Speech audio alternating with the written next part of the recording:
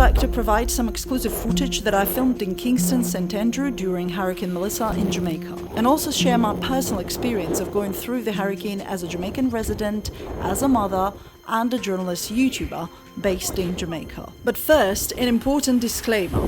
During the hurricane, I spent some time outside with the goal of getting authentic footage for my full-length documentary about Hurricane Melissa. Being outside in such extreme weather conditions, even if the eye of the hurricane is miles away, is dangerous, and I strongly discourage anyone from doing anything like this. Even if you have special training, special equipment, and make all the necessary preparations in advance, there is still a high risk of a piece of debris flying straight into you.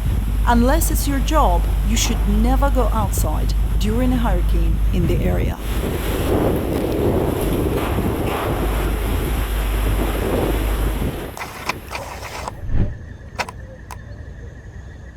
If you're new here, welcome. My name is Irina. I'm originally from Ukraine, but I've been in Jamaica for the last 11 years. I'm currently walking around Kingston so you can see the city at night instead of my studio. I was one of the very lucky ones to be in Kingston with my family when the hurricane made a landfall.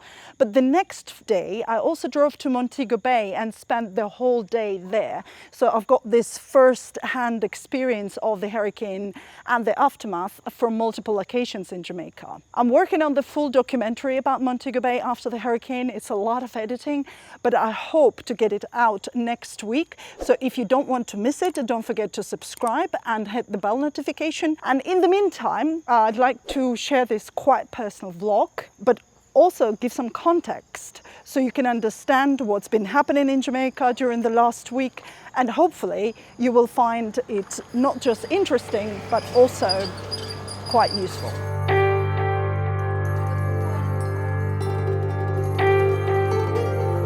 Just before the hurricane, there was a lot of confusion and uncertainty about the path of Hurricane Melissa. Many reports claimed that Kingston was going to be one of the hardest hit places after the south coast and southwest of Jamaica, because the hurricane was expected to turn and its path was predicted to get very close to Kingston and the St. Andrew parish. As we know now, those earlier reports were inaccurate because Hurricane Melissa kept changing its path, sometimes in very unpredictable ways. It shifted more to the south than expected when passing Kingston, and in the end, this is the way it took. When it finally turned and crossed the country, it went far enough that luckily for all the people who live in this area, we never actually experienced consistent hurricane force winds. Montego Bay and the northwest, on the other hand, who were supposed to be hit only lightly, actually got the eye wall, which hovered over them for many hours and caused extensive damage.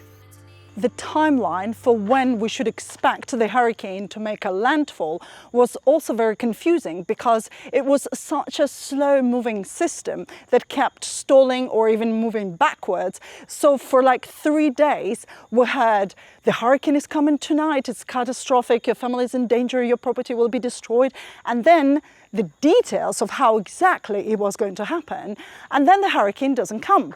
The next day, same thing, it doesn't come. It's next day, same thing. So the build-up and the anxiety that Jamaican people had to go through was just insane. And as a result, 3 people died and 13 got injured as a direct consequence of preparation for the hurricane. And that's before anything was even happening. You see, when persons are trying to prepare and secure the property in such stressful conditions, they fall off ladders, fall off rooftops, try to trim trees, and then the tree falls on them. And this is just a physical thing we can trace from health reports. And I'm not even talking about mental health here, right? Watching all this build-up in the news as a Jamaican resident while expecting the hurricane to come was equivalent to watching plane crashes before getting on a plane that you know is going to crash. So, what I do, just my personal experience of how I cope with these situations. I do not watch the news at all, especially during a hurricane heading my way. Instead, I read the news. This way, I just get my facts fast and skip all the news drama. Or even better, years ago, I dedicated my time to learn the science of how hurricanes work, and I have a video on that. So now I just use the tools to track the hurricane, the original sources, you know, the satellite maps, the National Hurricane Center, the government posts, so that I can get the updates at any second. So when the hurricane is coming, where it is coming, and how powerful it is. And that's all I need to know. So I can prepare and make my plans accordingly in a very calm and stress-free manner. And that's exactly what I did. Like any Jamaican resident, I had to prepare. I have a family here, you know, I have 2 children, they're grown up now. My sons are 19 and 21, and I have pets, 2 dogs and a macaw.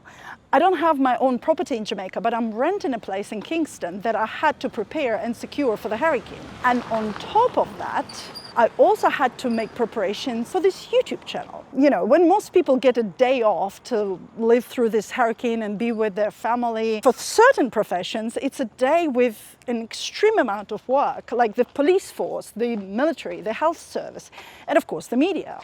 Originally, I wanted to go to Black River because I knew it was going to be hit the hardest, and I even mentioned that in one of my videos before the hurricane. So I wanted to be there, not just to film, but to support my friends there, you know, because, you know, I have some business partners there. I had a tour company, so we used to run tours to Black River. But I didn't know if Kingston was going to be hit hard as well. I wasn't sure, you know, and I couldn't let my sons face that alone if that happened. And my husband moved out several months ago, so we live separately. He's in a different city. And because of his work, he couldn't make it to Kingston until the very last moment. He came in the end, you know, to support me and stuff, and then actually helped me film outside during the hurricane.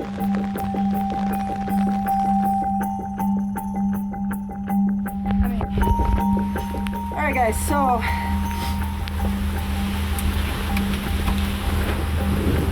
not gonna save me from much, but better than nothing. I have a coconut or a small branch.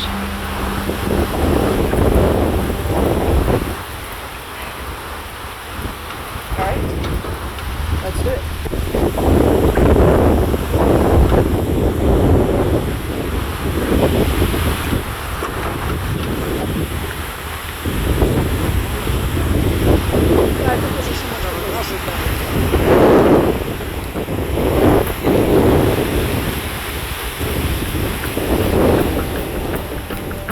The hurricane brought really heavy rain and winds to Kingston and St. Andrew in the afternoon. The video you see now was filmed around 2 p.m. and this area is in the bottom of Jacks Hill. The wind at this stage was nothing like hurricane force winds, but still very strong. Just a typical tropical storm with heavy rains and some powerful gusts.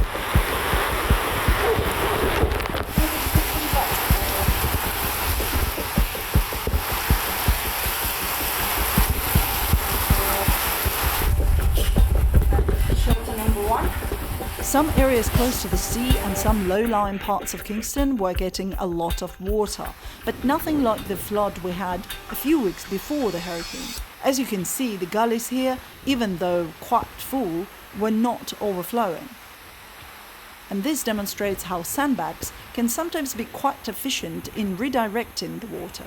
Despite this, when I drove around 1 a.m. to New Kingston, I saw hotels trying to get rid of the water in their lobbies. Not like a full flood, but clearly rainwater did cause some problems, so everyone was on alert trying to dry it.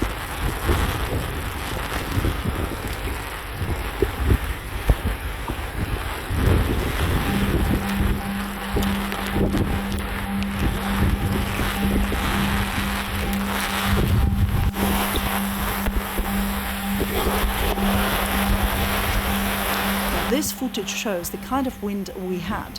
It wasn't consistent, but it was pretty bad, like proper tropical storm winds. The towers and the generator is working full power. And the danger of such a situation is that there are quiet periods as well. So you might think it's safe to go out or move to a new shelter location, and it's not. because the wind can hit back any second. Hello? Be careful, another one!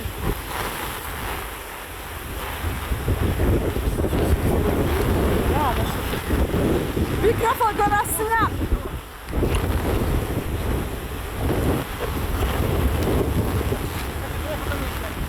A lot of trees in Kingston were destroyed all over the city. Like at my house, a large branch broke and fell on the roof, but luckily there was no damage. Some roads were blocked with trees, but after the hurricane they were quickly removed.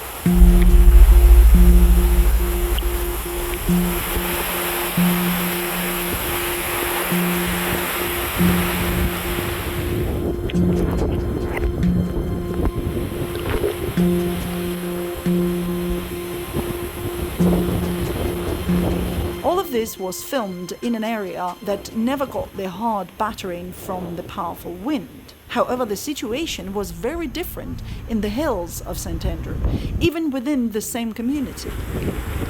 So this is what was happening at the foothill in our community, but as soon as you start going up the hill, the situation kept changing drastically, and at the top, we did have hurricane-force winds.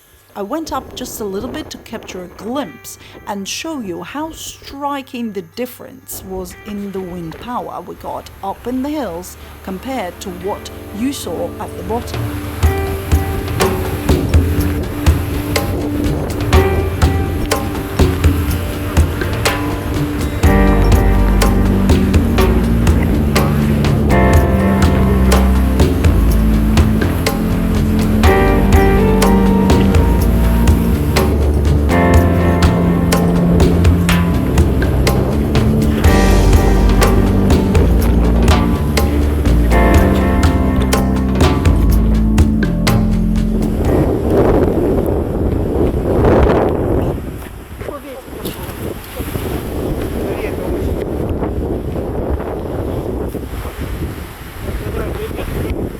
And I didn't even go too far up, just a couple of miles. But the wind began picking up so much that I had to go back right away.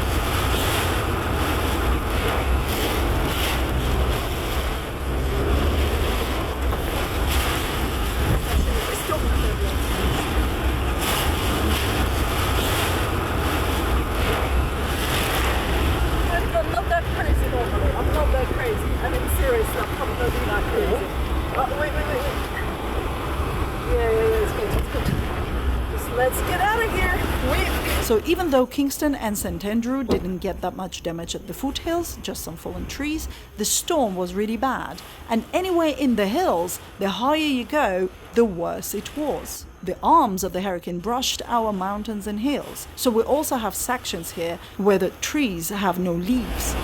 This road, I've been walking on this road every single night. I know like every bit of this road. And that's the only reason I'm driving it now, because otherwise you never know, like. And also I know all the routes that I can take in case there is a tree blocking the road. So there are like 5 different routes that I can take to escape. Wow.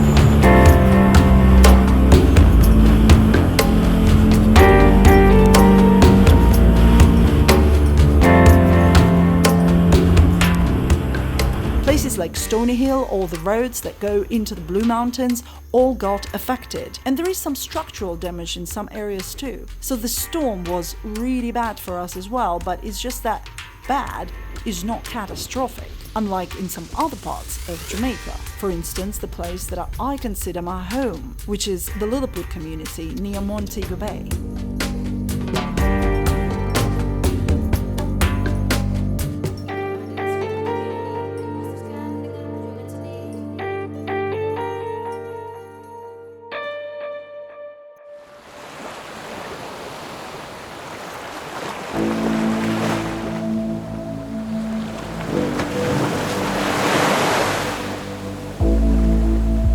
When I came to Jamaica, I was lucky to meet the owners of Calypso Villa. Calypso is a large family home right by the sea that has multiple apartments. The owners are Mr. and Mrs. Williams. They are Jamaicans from this very same community, and they're not just my friends, they're like my family in Jamaica.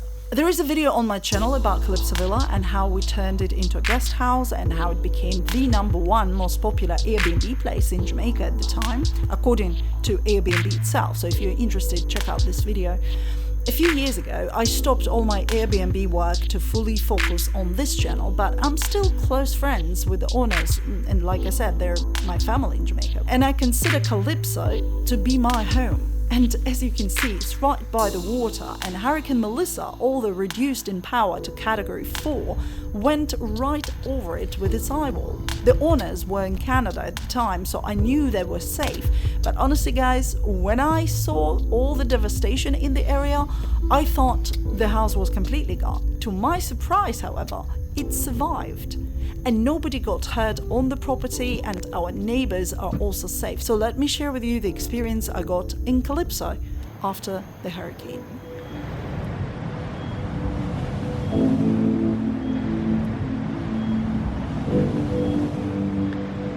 Good morning from Montego Bay.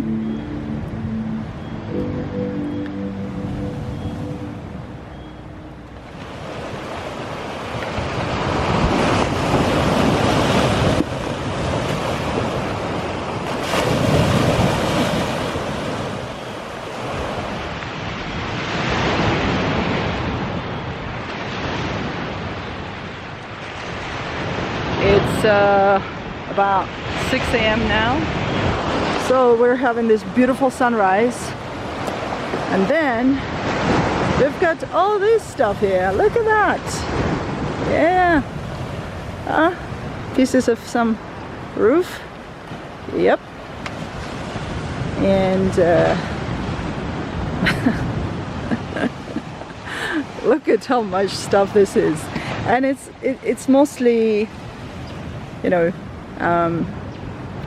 just trash from the sea and from the area nearby.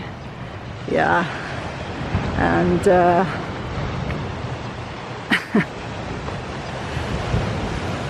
and over there we had a hammock deck, which was just a sandy area. It was like a little nice beach. Yeah, I mean, it's not a good idea maybe to walk in flip-flops, but that's all right.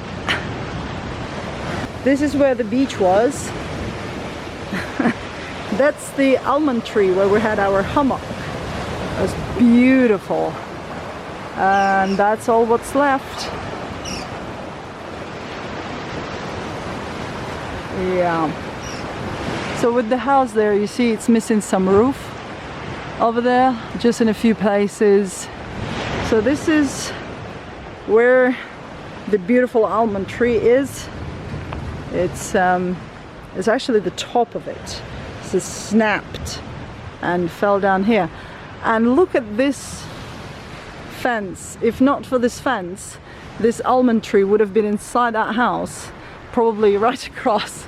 And this construction over there, it's a new resort they're building, Unico. And yeah, it's going to be a big resort.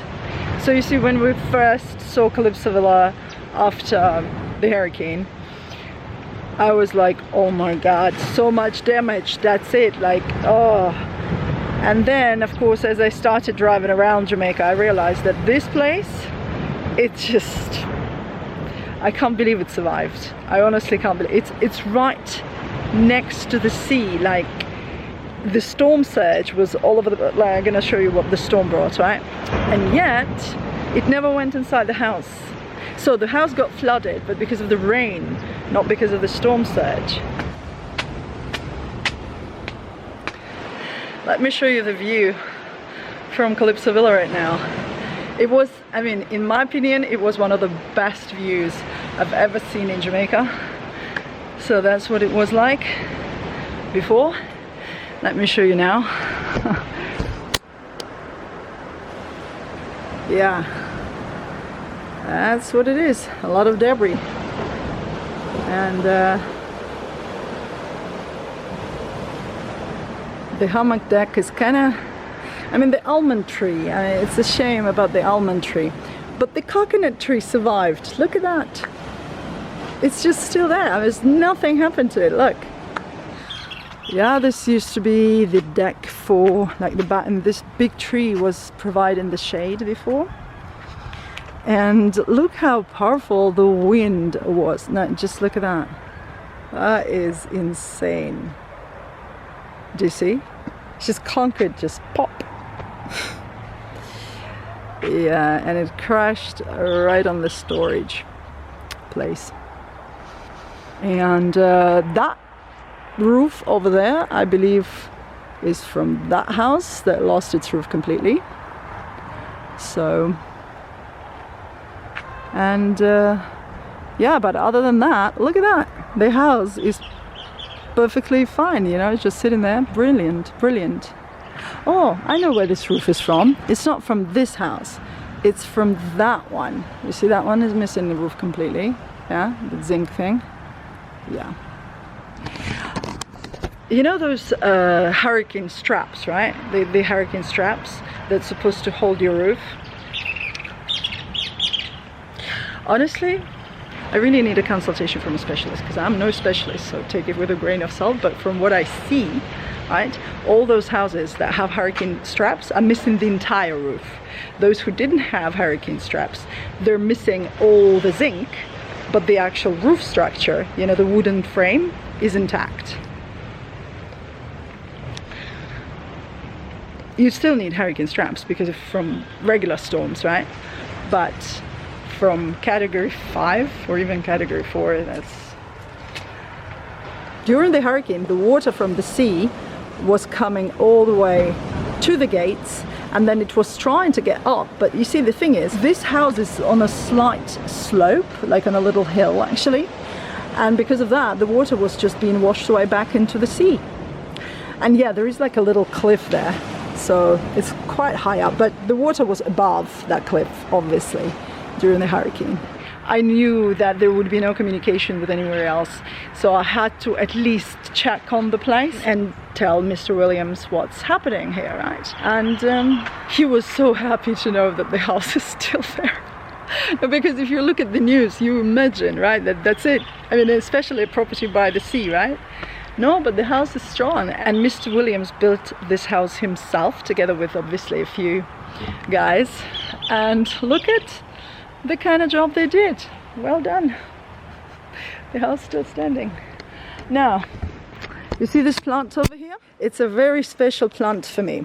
Well, yeah, it's a frangipani plant, and it's a plant that I got when I just came to Jamaica. I basically bought it on my day 10 or something.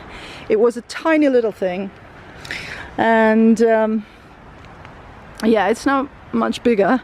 It should have been replanted long time ago, but what happened, I was thinking like, okay, once I get a house in Jamaica, or like buy one, right, or buy land, that's when I'm gonna replant it and put it in there. And it survived. So frangipani, my favorite flowers, is the proper name Plumeria, and I first saw them when I was 15 years old, when I was in the Maldives, and I was so like mind-blown by the scent of frangipani. It's amazing. I tried to grow frangipani in Ukraine, never ever managed to get the flowers. I could get the leaves out, but that's it. Do you know this plant? The best defense plant you can ever get. These things, they're so dangerous, extremely dangerous. If you get one of those, they can go so deep in your fingers and stuff, and then it hurts for weeks. Takes very long to heal. You can tell I'm speaking from experience, right? Let me show you those plants, yeah? But I call them the defense plants because, let me show you. Look at these, right? So you plant them by your wall, but I mean, much closer. You have to plant them much closer to the wall. And once you do that, pretty good plant to slow down anyone who wants to climb over your fence, you know, and much better than putting glass on the walls. We actually have that here. But yeah guys, so this is Calypso Villa, the place that I used to manage as an Airbnb. I am so shocked it actually survived, because it's right by the sea, right? And the house is pretty much intact, right? There's just roof missing in a couple of places, just, well, not even full roof, just a little bit.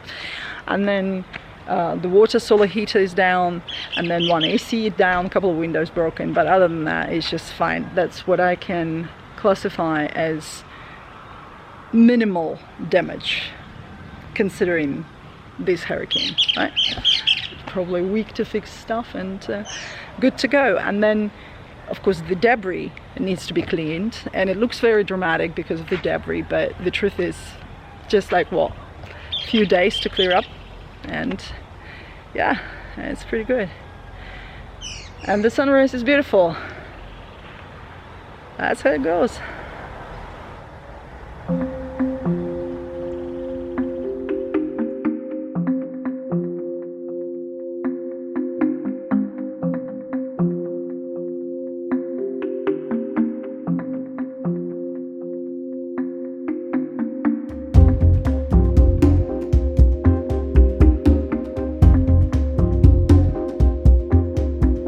Just 10 days later, I was amazed to see that the leaves have begun to spring back already on all the trees and bushes that were not uprooted. And it's a tendency I now see all across the island, which is great news. Many trees have survived and are going through a fast recovery.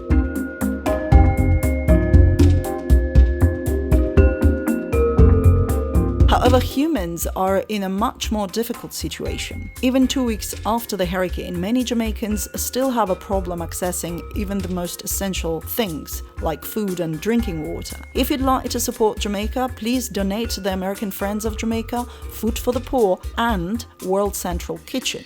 These three are legitimate organizations that are doing urgent work on the ground, using trucks and even helicopters. And I see hot meals and essential supplies delivered even to the most remote communities in Jamaica.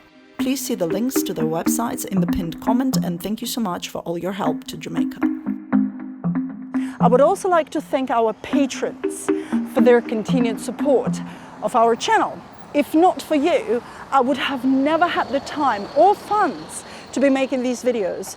And I've seen new patrons joining, and I see other patrons increasing the amount they send. Thank you, thank you, thank you so much. There are patrons and my friends who are now sending one-time support directly to me, to the channel, but also so that I don't get myself completely broke.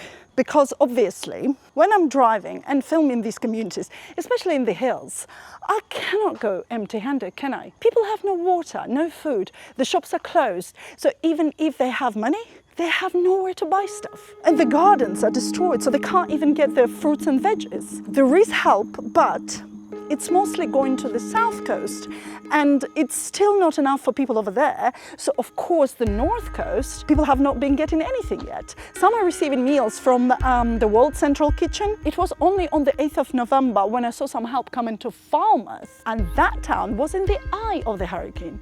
So instead of just going and filming a place, I obviously have to stock up first, and Kingstonians are now buying out everything to take to the loved ones in other parishes, which obviously makes sense. They're doing a good job, but it also means there are shortages, especially if you want wholesale prices, not supermarket prices. So you call, do you have water? They go like, yeah.